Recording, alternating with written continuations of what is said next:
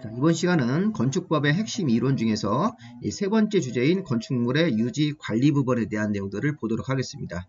자, 내용이 많지 않기 때문에 간단하게 볼 수 있는 부분입니다. 자, 먼저 우리 건축행정 전산 종합계획이라는 게 있습니다. 자, 수립권자가 누구냐 이렇게만 아시면 되겠습니다. 국토교통부 장관이 자, 건축행정의 전산 처리를 위한 이런 종합계획을 수립하고 시행할 수 있다. 자, 그 다음에 국토부 장관이 건축행정 전산 종합계획을 수립 시행할 수 있는 그런 그 관청 자체가 어떤 관청이 이 종합계획을 수립할 수 있는 건지 보시면 되겠고, 자, 그 다음에 지도 감독권이 있네요. 자, 행정관청인 국토교통부 장관, 시도지사, 시군구청장은 전산자료의 보유나 관리에 관한 사항에 관해서 이 전산자료를 이용하려는 자를 지도 감독할 수 있습니다. 그래서 우리 행정관청, 국토부 장관, 시도지사, 시군구청장이 이 전산자료를 이용하려는 자에 대해서 지도 감독 권한을 가지고 있으니까 보시면 되겠습니다. 자, 이제 그다음부터 여기서부터 이제 시군구청장의 업무로 보시면 되겠습니다. 여기 보시면 건축종합민원실, 건축지도원의 지정, 건축물 대장의 작성자, 등기 촉탁까지 다 이게 시군구청장의 업무로 보시면 되겠죠. 이것 때문에 우리가 이제 한 문제를 만들 수도 있습니다. 이게 무슨 모의고사 같은 데서 다음 중 시군구청장의 업무가 아닌 것은 그럼 우리 앞에서 배운 거 이 국토부 장관이 건축행정 전산 종합계획을 수립할 수 있기 때문에 요거 이 종합계획은 이 건축행정 전산 종합계획은 국토부 장관의 업무로 봐야겠습니다. 자, 그럼 이제 시군구청장의 업무를 보시면 건축종합민원실, 자, 이거는 건축허가나 건축신고, 사용승인 같은 걸 접수하고 처리해주는 그런 담당 민원실이 있는 겁니다. 자, 이 민원실은 어떤 관청이 설치를 해야 되는지 의무사항으로 자, 세종특별자치시, 제주특별자치도는 참고로 보시고 시군구청장이 건축허가나 사용승인 같은 거에 대해서 민원을 종합적으로 접수하고 처리할 수 있도록 건축종합민원실 같은 경우를 설치, 운영을 해야 됩니다. 그래서 우리 건축종합민원실은 시군구청장의 업무로 보시면 되겠습니다.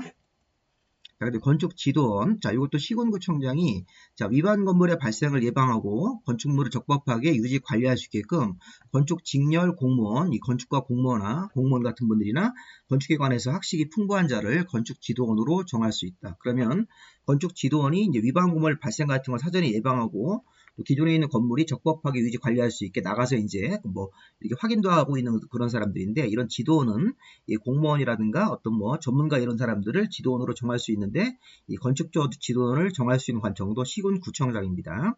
자, 건축종합민원실은 시군구청장이 설치 운영을 하여야 한다 의무 규정이고, 이 건축지도원 같은 경우는 임의 규정으로 지정할 수 있는 것입니다. 시군구청장이 건축지도원을 정할 수 있다.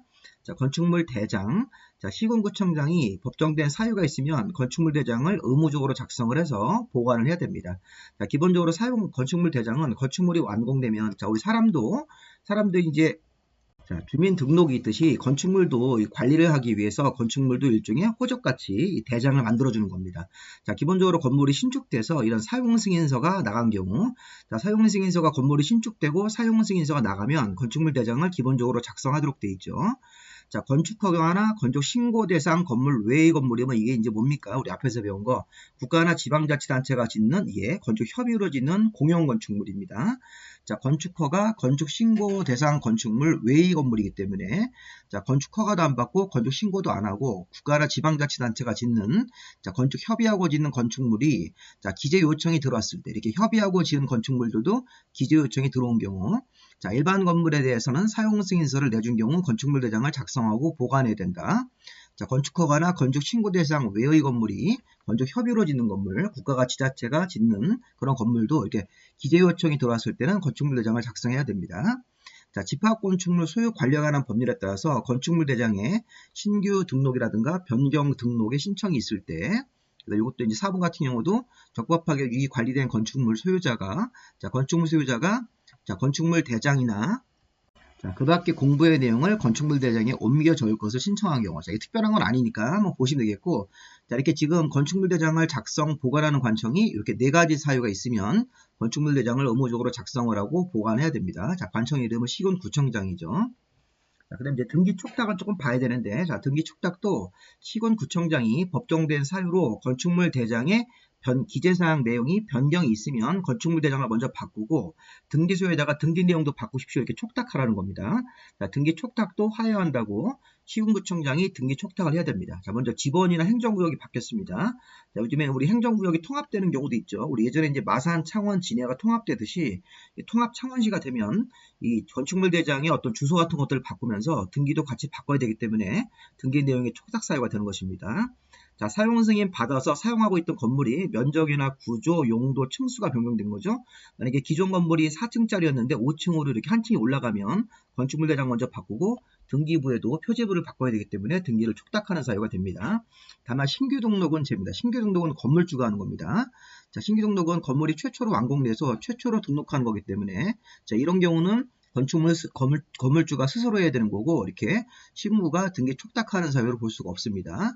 자, 건축물 관리법에 따라서 건축물이 해체가 되면 이 등기부도 이제 없애야 되기 때문에 등기 촉탁 사유가 되고 또 건축물을 이렇게 멸실, 건축물이 이렇게 건축주가 스스로 해체하는 경우도 있고 자연재해로 멸실되는 경우도 있는데 이렇게 멸실된 경우나 해체한 경우는 등기부 자체도 없어져야 되니까 등기 촉탁 사유가 될 수 있습니다. 돼야 되는 것이죠. 여기 보시면 지번이나 행정구역의 변경, 사용 승인 받은 기존 건물이 면적이나 구조, 용도, 층수가 변경된 경우, 자, 건축물이 해체한 경우 건물주가 자연재해로 멸실해서 멸신고가 이렇게 들어오고 나면 건축물 대장의 내용을 바꾸고 변경하고 그 다음에 등기수도 그 내용을 촉탁하도록 되어 있습니다.